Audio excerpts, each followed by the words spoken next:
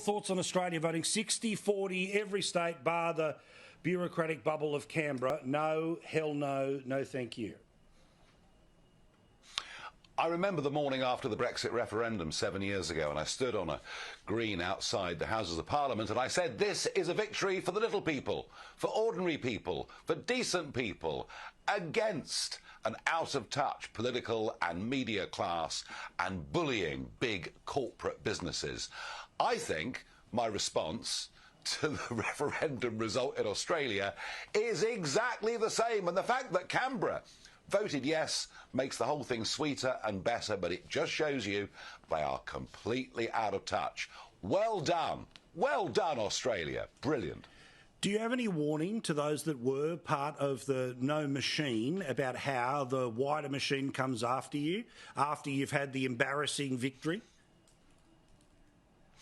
Yeah, I mean, look, they did it to us with the Russia hoax. They did exactly the same thing to my friend President Donald Trump. They never, ever accepted the result.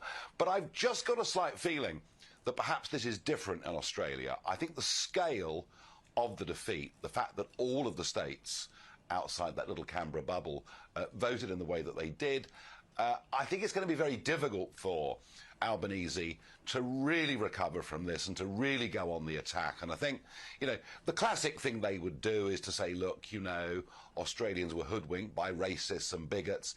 I just don't think it flies. And I also think it sort of kills stone dead the idea of a referendum, a constitutional referendum on the monarchy as well. So, no, I think you've won your victory. I think they will struggle to come back from this one. The best part of, 10 years ago, the New Zealand went down the long and wokey road. Thankfully, they found a way off it on the weekend.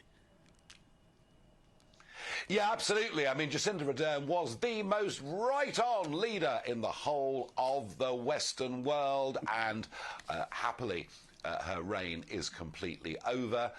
New Zealand's experiment with quite radical socialism has firmly come to a close with a solid Conservative victory, smaller parties like Winston Peters doing well.